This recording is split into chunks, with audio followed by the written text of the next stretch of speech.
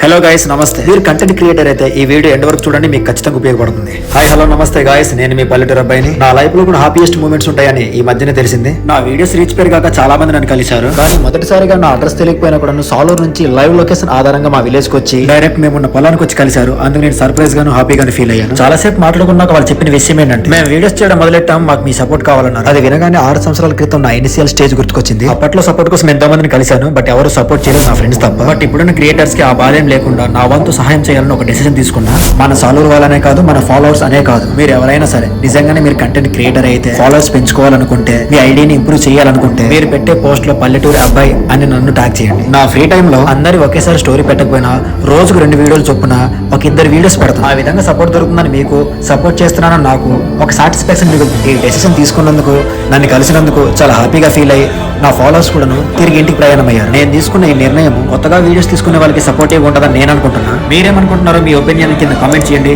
Thank you.